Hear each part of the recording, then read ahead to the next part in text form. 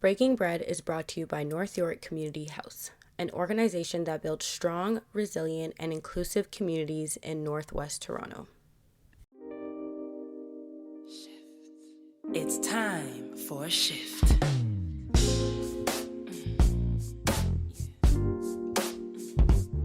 This is the shift. Big change, big things in a phase. Yeah, big change, big things in a phase. My name is Sage Bankasing, and I'll be your host for this episode of Breaking Bread, Stories of Black Communities in Transition. Our limited podcast series seeks to take a deeper dive into redevelopment and uncover the truth about this phenomenon in the city of Toronto. Throughout this journey, we'll be speaking to residents and industry experts to shed light on the experiences of those living through these major transitions, providing further insight into the real consequences faced by urban redevelopment. Had to put my own self first. Tired of the self-hurt, so I put in that self-work. Tired of the self-hurt, so I put in that self-work. Tired of the self-hurt, so I put in that. Yeah, this is the shift. Urban redevelopment is a very sensitive and nuanced topic, one that affects most metropolitan areas. Developers seek to restore older neighborhoods that aren't in great shape with the hopes of providing new housing to old residents, subsequently attracting new residents to the community and creating a lively neighborhood for individuals and families to thrive. Yet, despite all these perceived benefits, there are a number of issues with these redevelopment projects. On today's episode of Breaking Bread, Stories of Black Communities in Transition, we will be grounding some of the key concepts related to the redevelopment happening in Toronto. We'll explore the differences between revitalization and redevelopment, the drivers of such changes, and the effects these projects have on its residents. Today, we are joined by Cuddy Duncan, current Director of Strategic Initiatives of North York Community House, who will help us define these key ideas. We've also invited another guest, Denise Bishop Earle, who is a longtime resident and a community leader of Lawrence Heights, one of the largest revitalization projects in the city. Later on, Denise will discuss her experiences as a resident living through these changes. As previously mentioned, Cuddy Duncan is currently the Director of Strategic Initiatives at North York Community House, a nonprofit organization based in Toronto. He's worked in the sector for over 20 years in a variety of roles throughout the city. To start, Cuddy, could you tell us more about your experience in the industry? Sure. Okay. So my name is Cuddy Duncan. I am right now with North York Community House. I'm the Director of Strategic Initiatives here. And in that work, what we're doing really at North York Community House, we're looking at a lot of different things. We're looking at community development and how we work in our communities and support residents to get engaged, get more active, take ownership of what's going on in their neighborhoods, right? And we're also looking at some strategic things for the organizations around economic development, where we're looking at digital transformation as an organization, how you kind of respond to this post-COVID world, and what kind of your programs and hybrid programs and just making things a bit more accessible for residents and that type of thing. So that's what I do at North York Community House. But I've been around for a bit. I guess I'm starting to, I hope I'm not getting long in the tooth, so to speak. But I think, started doing this work really right out of high school. I'm one of those typical young people where you take the Parks and Rec course, and in leadership, and then you get involved with your summer programs and camps, and ever since, really just been working in community. And so it's been over 30 years now that I've been kind of working in community and doing this type of work all across the city of Toronto. And so I kind of, I'm a lifer, so to speak, I guess, when it comes to this kind of work. Yeah. Well, thank you, Cuddy, for the introduction. Your background and expertise in this industry and this sector makes you a perfect candidate for this podcast. So thank you for your time. Before we get into the nitty gritty, I was just wondering if you could provide us with some information on Niche, just for those who aren't familiar with the organization.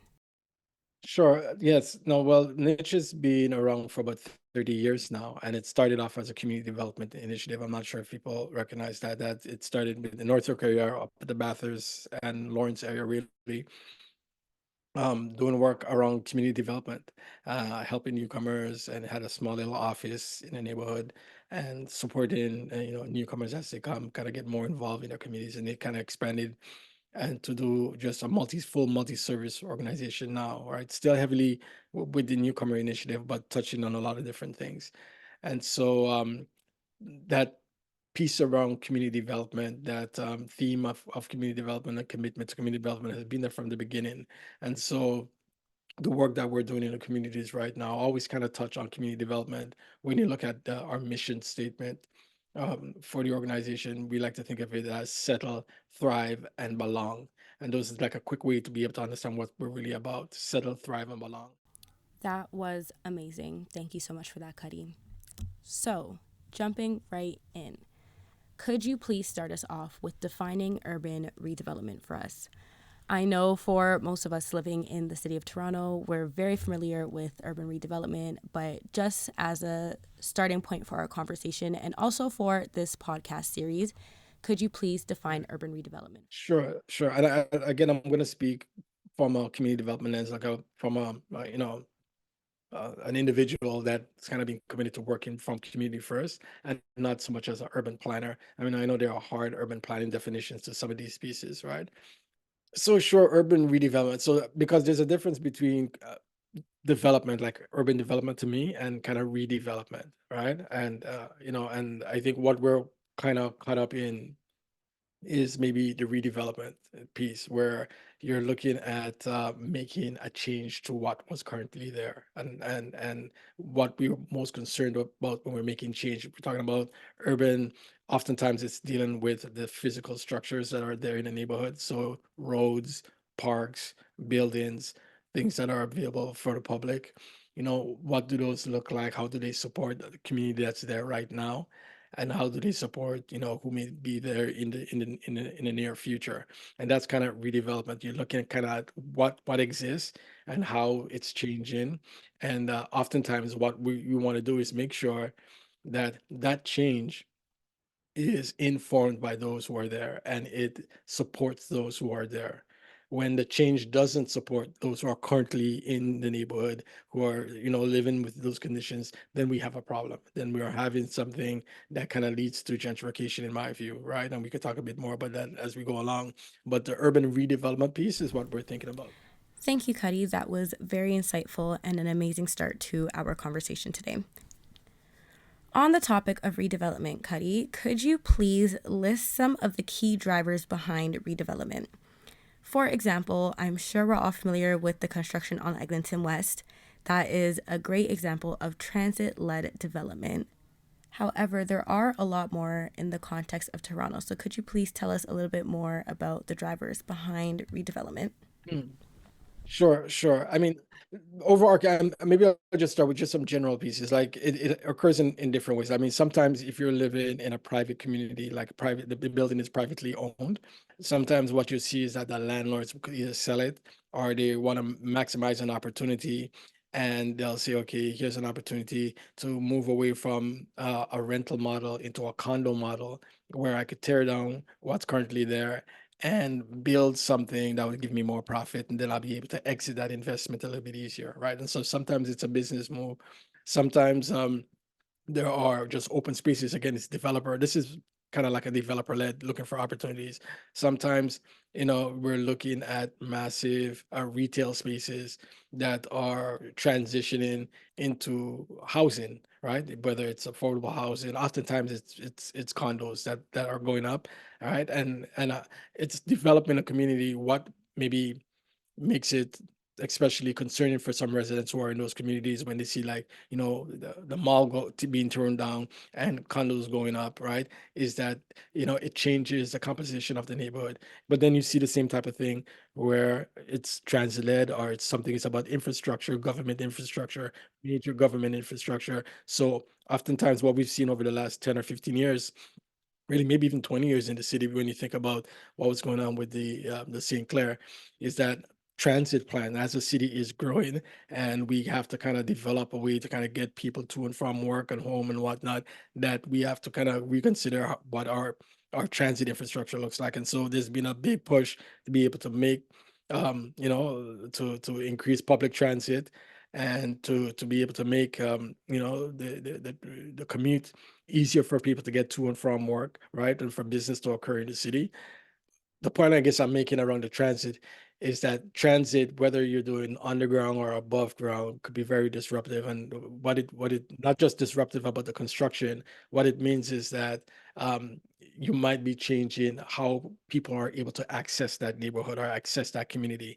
Probably say those are probably two of the big drivers. I know we sometimes we've been trying to push like the fact that people need affordable housing and and have that be something that pushes development as brand new affordable housing. We haven't really been very successful of doing really big brand new kind of social housing that's going to have really large impact. We have smaller projects in the city that's kind of gotten off the ground, right, and they still impact communities to a certain extent, but as far as the really intensive affordable housing projects, not too many of those things have been able to get off the ground. And I know there's a lot of work right now by the federal government putting new money available so that we could get out of the ground. I know the mayor that currently has been talking about how we're going to be able to get big affordable housing projects off the ground. And then once those things kind of get up and going, you're going to see a definite kind of impact for communities and people from different perspectives in those communities having concerns and making their concerns um, um, known, right? And you'll see different people pushing different things and whatnot. And I expect a lot of activity in those communities. And so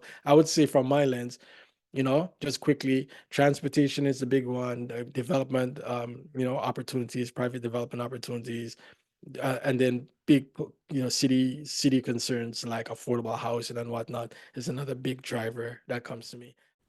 All right, and last but certainly not least, Cuddy, in your experience working in this industry, I was wondering if you believe redevelopment and its drivers contribute to anti Black racism, and if so, how do you believe it contributes to anti Black racism? Yeah, no, I'm happy to touch on that. It's the to me, it's always the elephant in the room, so to speak, right? It's the thing that kind of concerns me the most, kind of pisses me off the most, to be honest, right? I mean, it's not just about the city of Toronto. This is what I try to what calms me down a little bit sometimes is that recognizing that anti-black racism is not a city of Toronto thing. It is kind of an international thing. It's everywhere you go. Unfortunately, there is a piece around anti-black racism that's there. I find right. Um, anti-black racism, like we said, yeah. I think at its core, it's about for the redevelopment to be successful, you need to have people participating, right? And meaningful participation. So that means really having the opportunity for how those communities develop to reflect their concerns and issues. And I think, well, oftentimes what you're seeing is Black communities being either intentionally not being involved, right? So that means people not connecting, not reaching out appropriately to get the right people involved in some of these plans. And sometimes it's unintentional. Sometimes people just think that they either know the issues that are there with Black communities are they don't value it the same way in a sense, and so you kind of overlook what people have to say, right, about those redevelopment opportunities. And it leads to the first one, when it's done intentionally, it really leads to gentrification. It's one of to me the worst type of things that you're doing when you're intentionally trying to gentrify a neighborhood, when you're intentionally trying to leave people out, right? It's to me it's really kind of hate at its worst, right?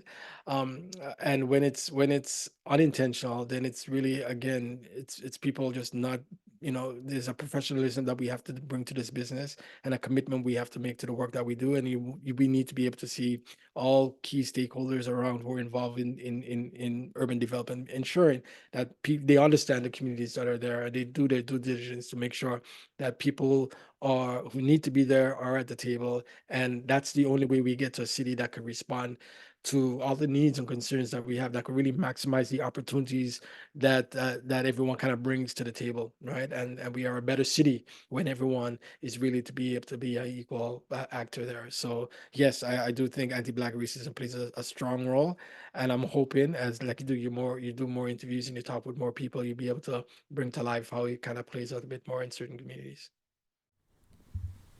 And that wraps our interview today. Thank you so much, Cuddy, for taking the time to have this conversation with me. You definitely provided some key insights that are very important to this podcast. So thank you so much for your time. Time has switched. We owning up to self-hurt. We learned our lessons quick. We grown and doing self-work. It's a rebirth. We tapped in and we turned on and we tuned in to a new song. It's been too long. The self-hate is long gone. It's a new dawn and a new wave and a new age. New rules that we remade. Old rules need to cremate and to create and to be brave. I told you. Denise Bishop Earle is a longtime resident of Lawrence Heights. Having lived there for nearly 40 years and raising her family in the community, she has a lot to say about the revitalization happening and how it has affected herself and her neighborhood as a whole. Hi, Denise, and thank you for joining us today. Could you tell me a little bit about yourself, your experience with the revitalization happening, and your involvement in it so far?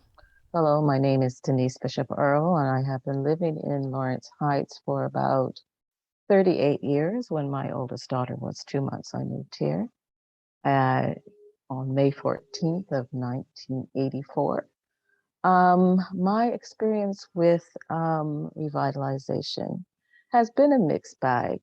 I remember Dominic approaching me, Dominic Breezy, who was our community development officer for TCH or whatever they called them back then. They keep changing the name. He approached me and asked me if I would be an animator. At the time, I was like, I don't really know if I really want to be, because I just felt that revitalization for me was like what's going on in other places and spaces.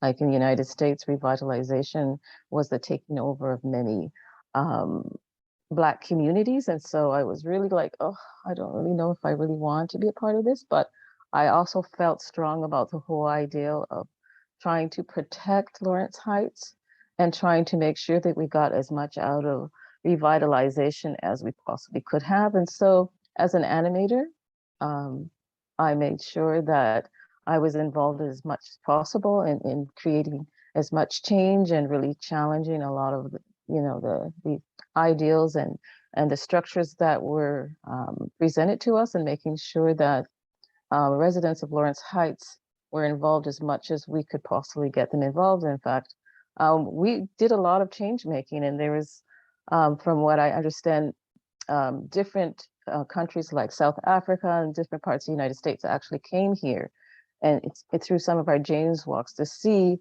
and understand how revitalization was being changed by the activism of the Lawrence Heights residents. And there was a lot of us really making real strong changes, and they were looking at our model and really studying it to see what they could do in their countries as well. Would you say that the animator program has been beneficial for residents in the Lawrence Heights community? I think it was beneficial for the residents because we ended up with 10 priorities that we put down that were part of the social development plan, a plan which sort of identified different areas in the community. I mean, different areas that needed to be focused on in terms of supporting the transition of people of Lawrence Heights into a new community, as well as inviting new people in. So you have the current residents and then residents who are considered new residents.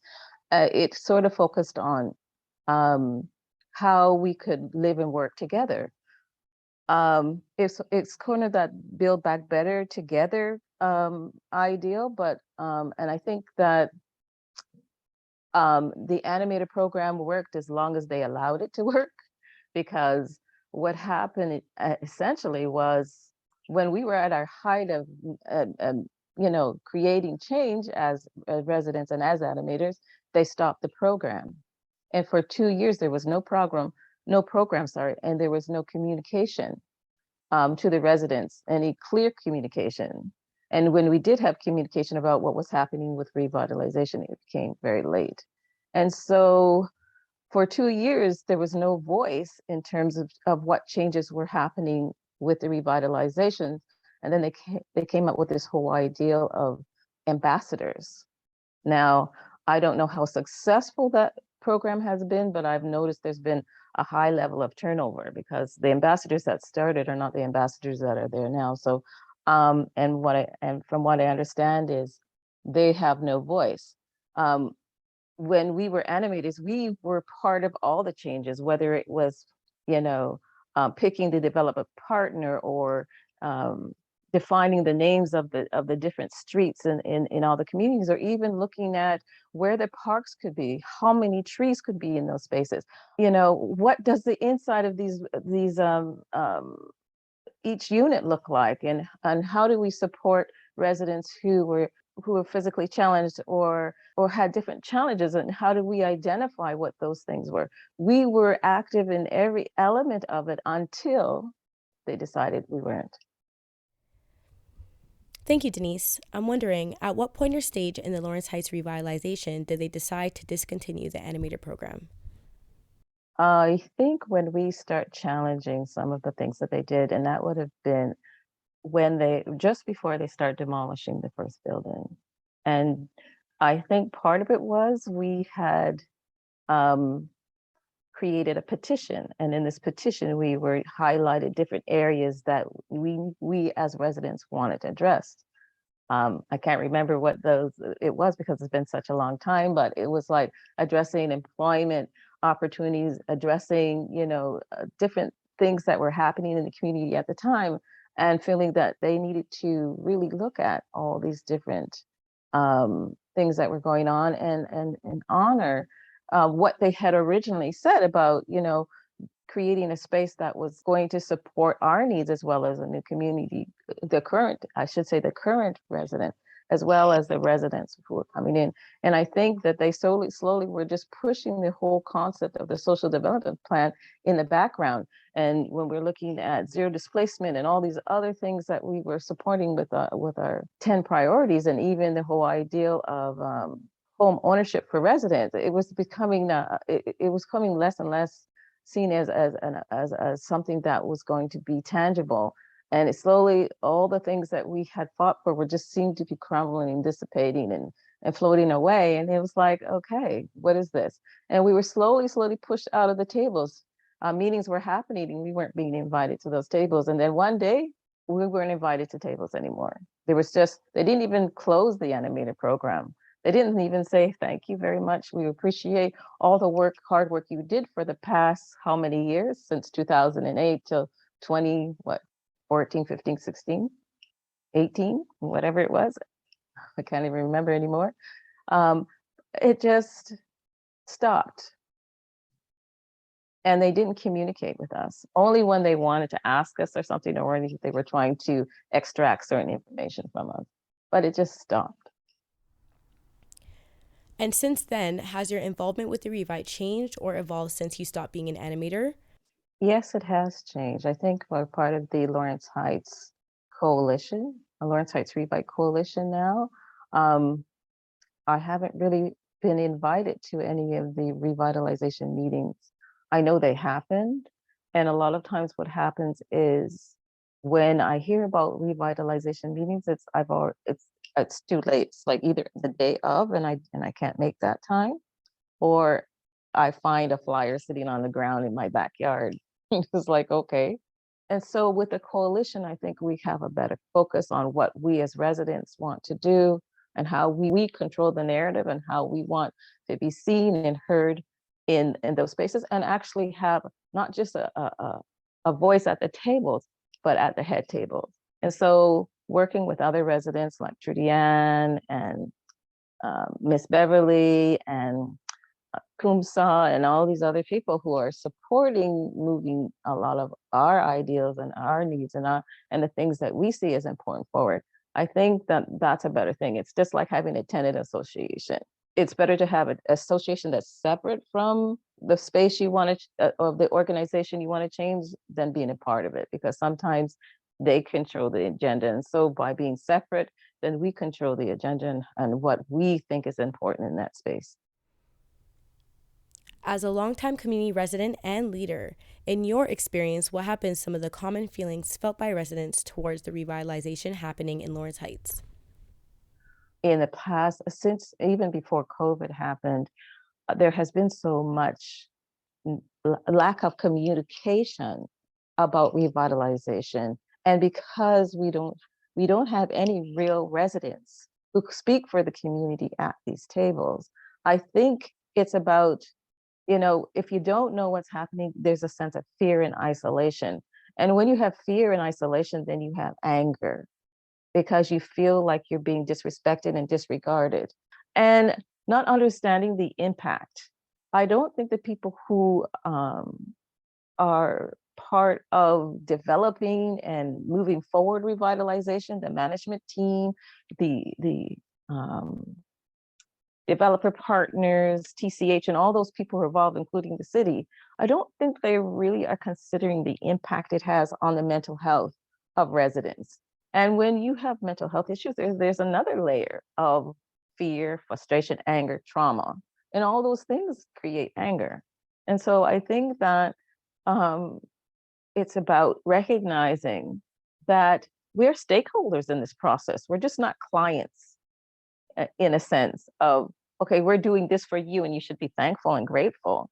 When I even look at the first building, it's like the whole idea was to build back better and together, but they're still separate. And so we're just separate but closer. And so that sense of feeling that your needs are being addressed, it's I think it's becoming more toxic in the sense that, you have this us and them ideology where you have the new residents having all these great amenities.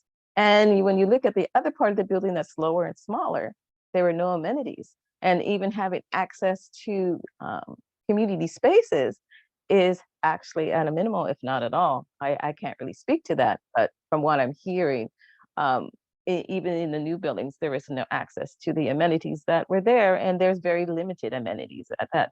So how do you really feel good about revitalization when you're actually being stigmatized even more? And, and that us and them challenge that was there, that isolation that we had because we were boxed in as a community is still there. And it's the proximity is even closer. And it's reminding our children every day that you're not as important as those people over there in the higher part of the building. They have all that stuff. But because you're poor, you're not going to get that stuff. It's not for you. And so creating that sense of othering, continuing this, but at a closer proximity makes people even more upset. Let's switch gears a bit. From a developer's point of view, if you had a proper seat at the table and you knew your ideas would be implemented, what would you want to change about the revitalization processes or procedures? The first thing I would look at is, I think, the demographics.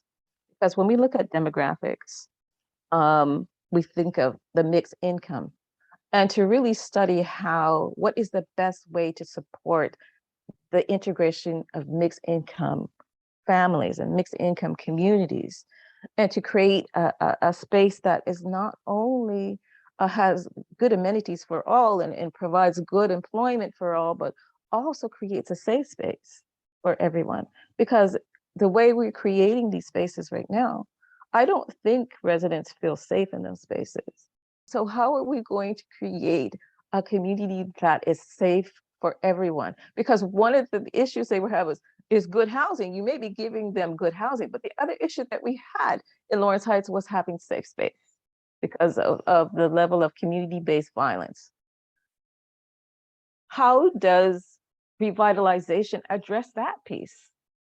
I'm not sure if they're really addressing that piece or if that's like something that they really didn't consider, like fully looking at the historical roots of violence in communities and what was the impact of it, why did it happen in the first place.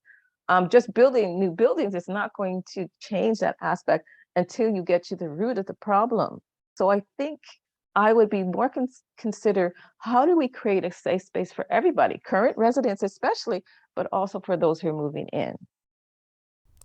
And my last question to you, Denise, is if you could talk to those in charge of the Lawrence Heights Revite, what would your message be? Nothing for us without us is about us. That would be my message. Because if you say you are building a community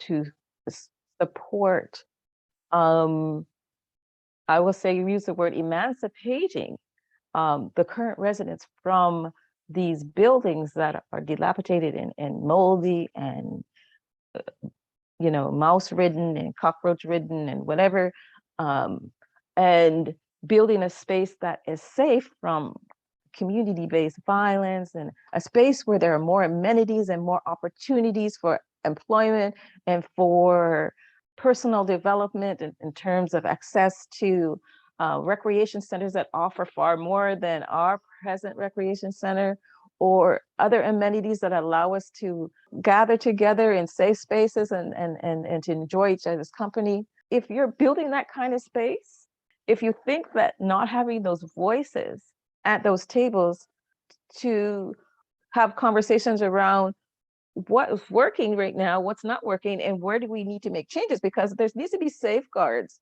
that continue to happen throughout the revitalization. If something's not working, we need to say, hey, hold on here, and change that thing. Making change is hard, it takes time. And if you don't do it right, then we're going to be doing this again in another 50, 60, 70 years because we didn't do it right the first time. So it's about nothing about us without us is for us. And that concludes our episode for today. Thank you so much for everyone who joined us. This is the first episode of Breaking Bread, Stories of Black Communities in Transition. Join us next week as we begin to explore the impacts of redevelopment on Black communities. This is the shift, big change, big things in a phase, yeah. Big change, big things in a phase, yeah. Big change, big things in a phase, yeah. A new phase, yeah. This is the shift, vibrations been raised, new friends. This podcast is brought to you by North York Community House. North York Community House builds strong, resilient, and inclusive communities in Northwest Toronto. We help children, youth, parents, and seniors become active, engaged citizens who lead positive change in their neighborhoods. Find us at nych.ca.